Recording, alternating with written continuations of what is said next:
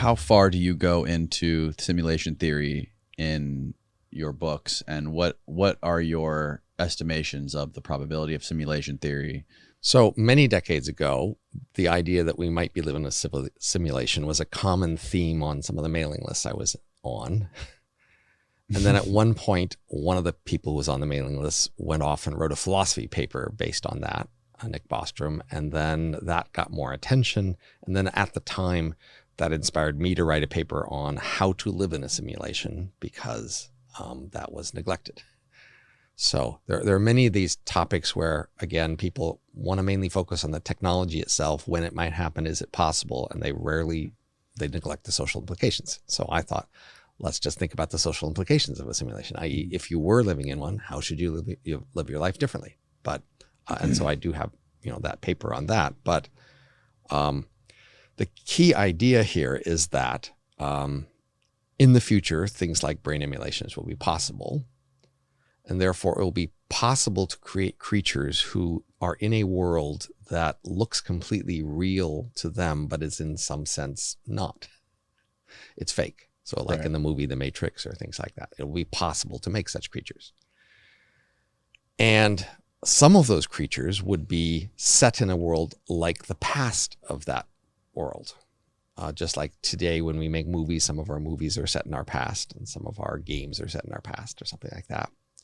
And so if there was a creature set in some, fictional world who doesn't know they're in a fictional world, and if that fictional world is in the past of that civilization, then if you are sitting here in your world, you could ask, how do I know I'm not that creature?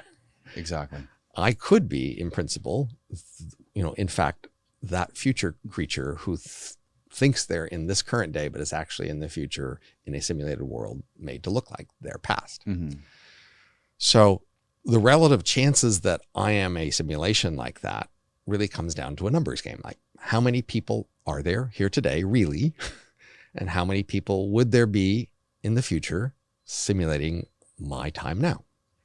And you have to come up with estimates of those relative numbers in order to guess, could I be in a simulation? So if you think there are relatively few people in the future who would be simulations of the past, then you think it's not very likely that I'm in a simulation. But if you think there's enormous numbers of them in the future, then you would have to think, well, then it's pretty likely, right?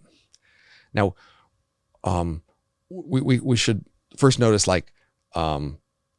if you were simulating the past, you're not going to equally randomly select from the past to simulate. So when we do movies or we do games, right, we do Caesar all the time or Napoleon all the time and all the other people not so often, right? So that means your chance of being in a simulation does depend on how photogenic your life is, in the sense, is your life the sort of life somebody might want to simulate? So right. Would you be an interesting player?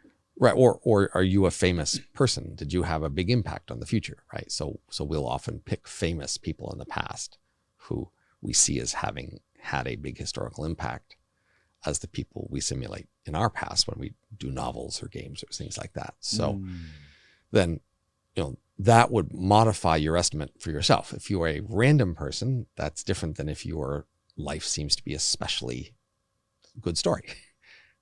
Especially story that the future might. So Elon Musk himself should assign a higher probability than the rest of us to living in a simulation, because it would be more likely somebody would simulate his life compared to ours. Right. Okay.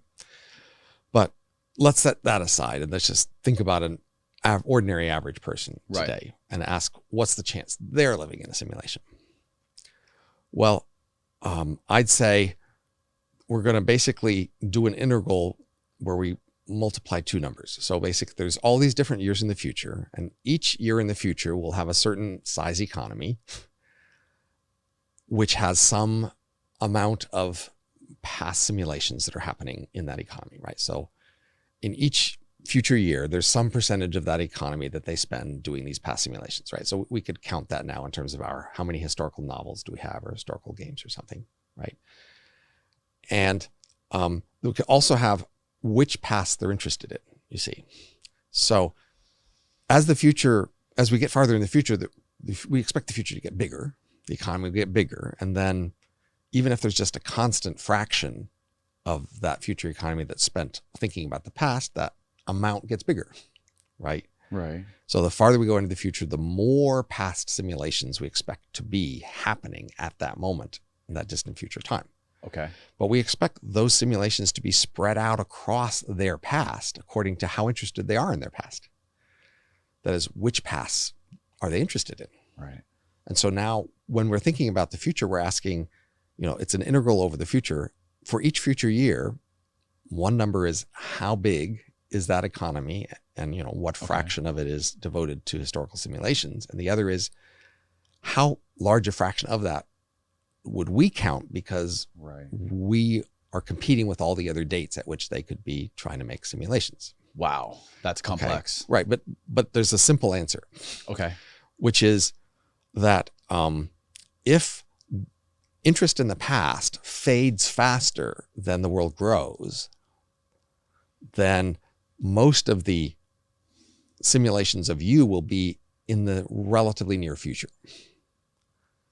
So say if interest in the future doubled at the moment, the future economy say grows by a factor of 2 every 15 years at the moment. But if interest in the fact falls by a factor of 2 every 10 years, then as you can see, even though the future gets much bigger, it's even less interested in you, in simulating your date. Right. So, because they'll be much more interested in simulating things nearer their own date in terms of their history. So the final bottom line is what we want to ask is, how fast does interest in the past or decline with time compared to the rate at which the population or the economy grows in time? And there's something called Google Ngrams. And you can just type in a year like 1900 into Google Ngrams, and it will show you how the interest in that year rose with time up until that year and fell with time after that year. Really? And you can just pick all sorts of dates and see that. And so you can see how fast does interest in the past fall away as you move away from that year. And in fact, it falls away faster than the economy or the population grows. But there are certain years that are way more interesting than others. Sure. Certain times in history, like the ancient Egyptians, when the pyramids were built, sure. or World War II. But we're just trying to do sort of the overall average first, right? Okay. So the overall average seems to be that our interest in the past fades faster. And that also is roughly true. That is, say in the last 10,000 years, the world population doubled roughly every 1,000 years up until recently. But I think it seems to me obvious that interest in the past falls faster than a factor of 2 every 1,000 years. So, right.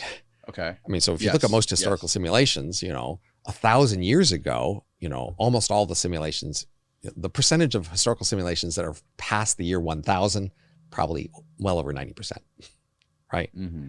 And you go back another 1,000 years and it falls even faster. And, the fraction of historical simulations that are of 1,000 BC, almost nothing, right? Look on Netflix or some other thing. Find me a historical story that took place more than 3,000 years ago. Right. There's just almost nothing. But 3,000 years ago is only a factor of 8 reduced population because it goes by a factor of 2 every thing. So according to if it were proportional to population, then 1/8, say, of historical simulation should be more than 3,000 years ago. Right. But far fewer. I see. So here's the bottom line, right?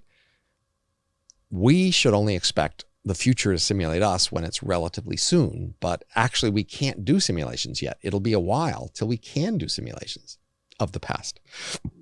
It'll be a while before we can create creatures who are in a simulation that don't know they're in the past. We're not able to do that yet. Right.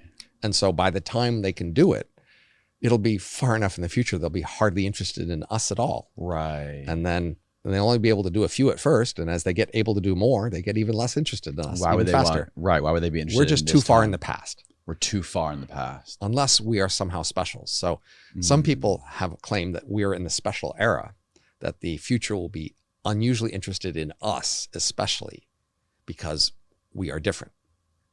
Why would they be interested in us right now? Well, many people are attracted or tied to this idea that this is a pivotal moment in history. And that's what motivates them to do a lot of things they do, because this is the moment that matters.